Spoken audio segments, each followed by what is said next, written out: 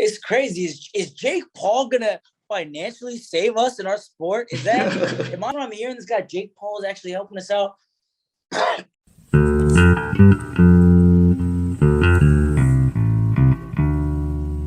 The best way to put it is he could possibly be what John Jones never was.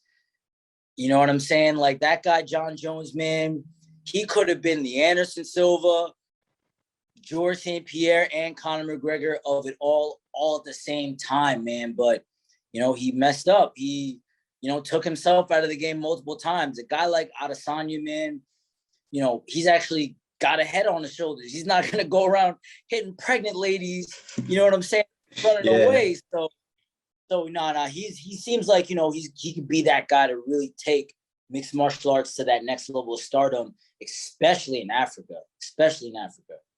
Yeah. John Jones, like I heard you saying that he used to like sabotage himself before the fights. He'd like go do coke and go chill with hookers just like the week before the fight. So if he lost, he could like justify it.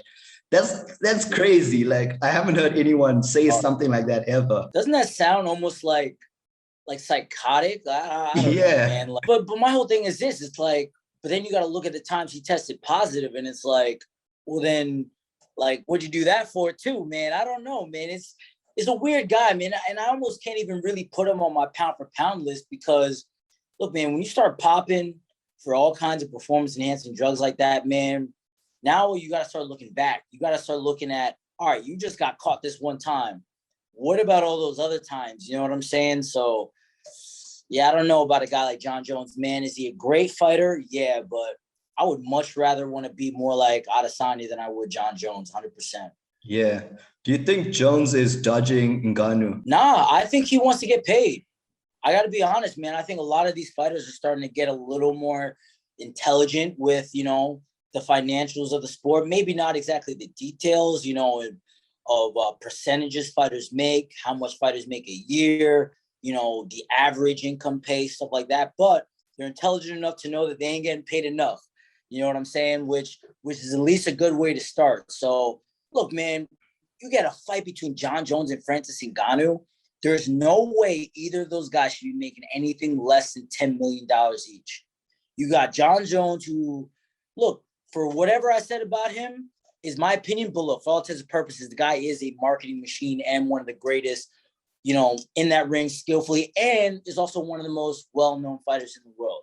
Then you got Francis Ngannou. That guy's blowing up, and he's in the new Fast and Furious movie. Come on, man. That guy's already he's already a huge star. You know what I'm saying? You're telling me both of those guys, if they fight each other, they're not getting paid $10 million each?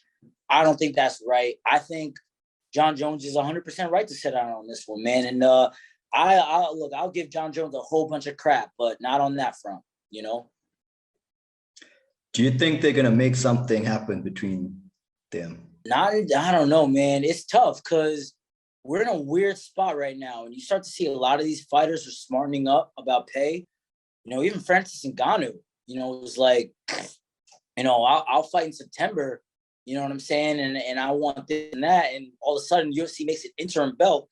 The guy just won the belt 3 months ago. You know what I'm saying? Like, he can't catch a break. I don't know. So it's going to be tough. I have no idea how it's going to play out because, I don't know if these fighters are going to finally, hold to their nuts and fucking wait out, man. I don't know. At the end of the day, look, the NFL did it. The MLB did it. The NBA did it. The NFL did it. All of those guys, man, at one point were getting paid super low percentages, for their work until they all said, nah, man, we want 50%. You guys set up the show, yeah, but there is no show without us actually being on the field, on the court, for our example, in that ring. So at the end of the day, man, I think if it's on that front and they sit out, maybe we can see something happen, but unless those guys are getting paid their ducats, why just fight for free, man? Why take the brain damage?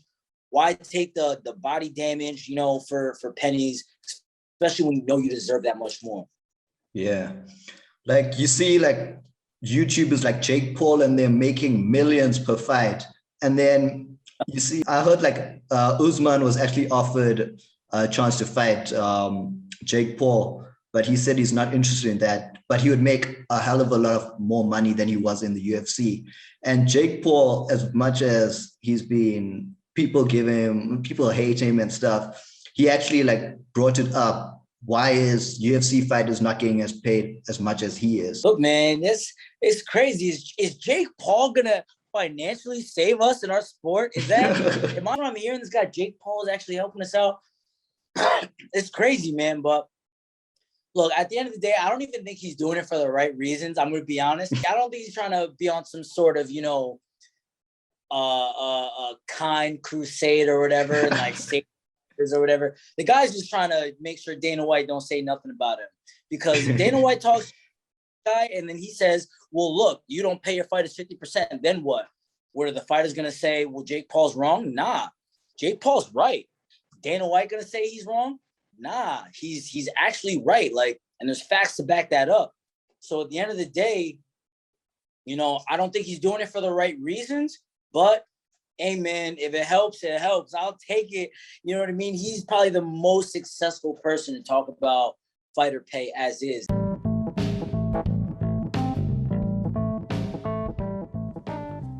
Catch full episodes of Into the Muse on Spotify, Anchor FM, and Apple Podcasts. Into the Muse on Spotify, Anchor FM,